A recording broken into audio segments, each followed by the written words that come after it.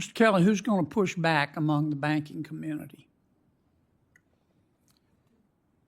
Senator Kennedy, I'm not sure who will push back on that. All right, Mr. Harrison? I think there's some smaller banks that will feel they don't need it. Their deposit accounts aren't that large, and they would be, not as willing to do that. I think some of the banks that currently have coverage for free will likely push back. Some of the what? Some larger of the banks that have implicit coverage Some of the larger for banks? free.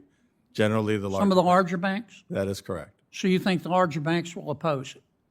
I don't think they'll support it. I don't know if they will oppose it.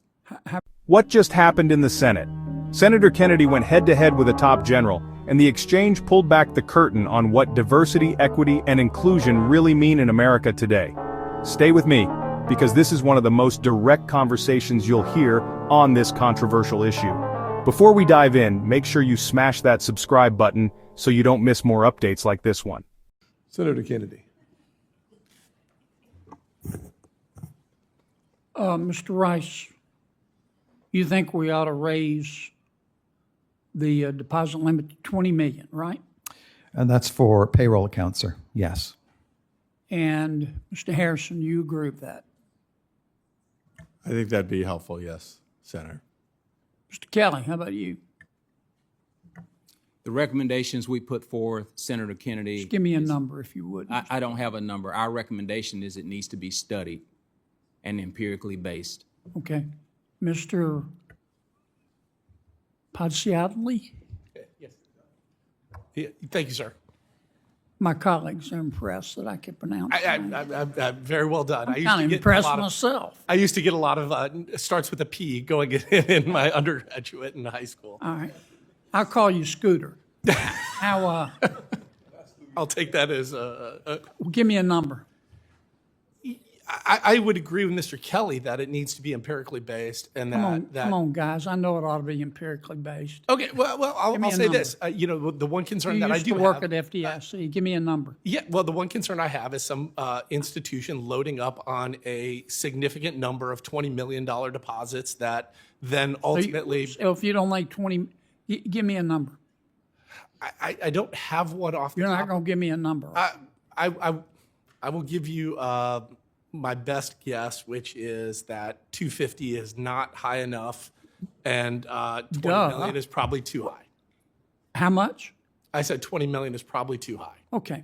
Because I worry about. Let's suppose we go to 20 million. Yeah. Banks are going to pay this through assessments, right? Yes, correct. Risk-based. Okay. Mr. Kelly, who's going to push back among the banking community? Senator Kennedy, I'm not sure who will push back on that. All right, Mr. Harrison? I think there's some smaller banks that will feel they don't need it. Their deposit accounts aren't that large, and they would be, not as willing to do that. I think some of the banks that currently have coverage for free will likely push back. Some of the what? Some of larger the banks banks? that have implicit coverage Some of the larger for banks? free. Generally, the larger. Some of the larger banks? That is correct. So you think the larger banks will oppose it? I don't think they'll support it. I don't know if they will oppose it. How about you, Scooter?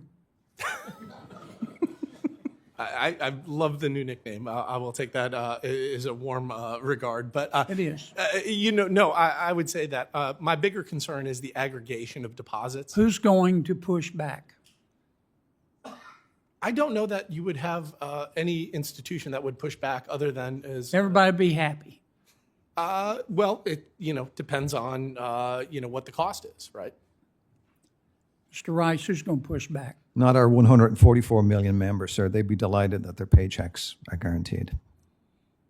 Who's going to push back, though? The bankers, sir, the large banks. The large banks. They're not here today, and I think their silence is implicit on their stand on this.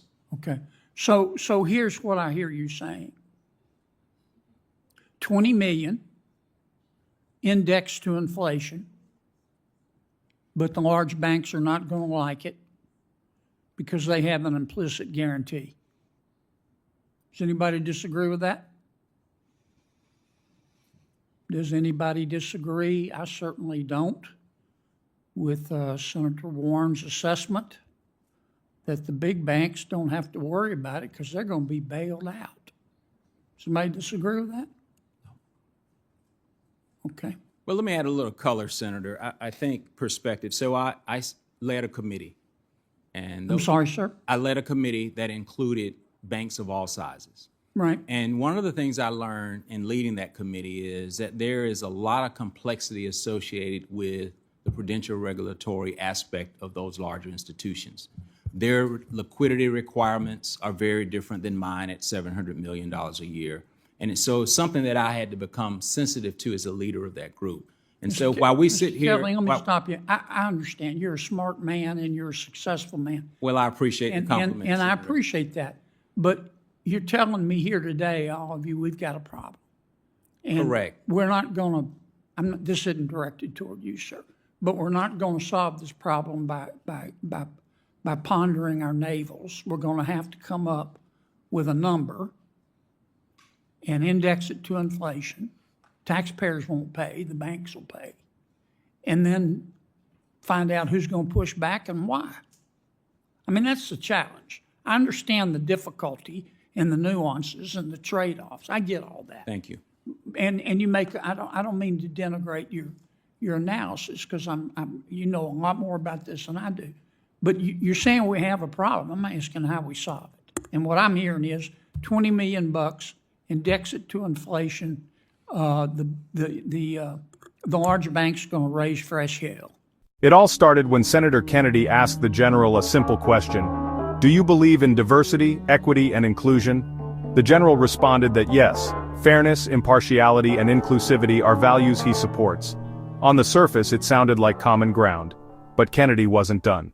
Kennedy quickly drew a line between the original meaning of equity, fairness, and impartiality, and the way it's now being used across America.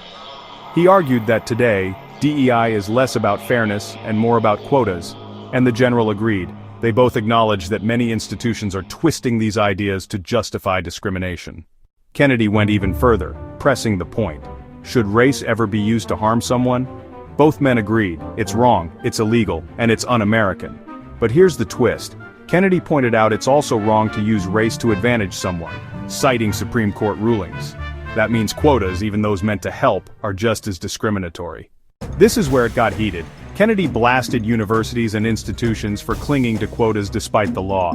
He even singled out Harvard, accusing it of supporting policies that hurt Jewish students. According to Kennedy, most Americans don't obsess over race. In his words, souls don't have color. And the obsession with quotas? Immoral, illegal, and un-American. If you agree or disagree, drop your thoughts in the comments. And while you're at it, hit that subscribe button for more videos like this. The general didn't back down. He reaffirmed the government's commitment to equal opportunity and highlighted real progress in fighting antisemitism on campuses. He assured Kennedy that the fight against quotas and discrimination is being taken seriously, especially in his first 100 days of work. So what do we have here? A rare moment of agreement, both sides acknowledging that quotas, no matter how they're dressed up, cross the line. Kennedy called them un-American, and the general pledged action. This debate is far from over, but one thing is clear: the conversation around DEI is changing. If you found this breakdown helpful, don't forget to like, share, and subscribe. More eye-opening debates and political showdowns are coming your way. Thanks for watching, and I'll see you in the next one.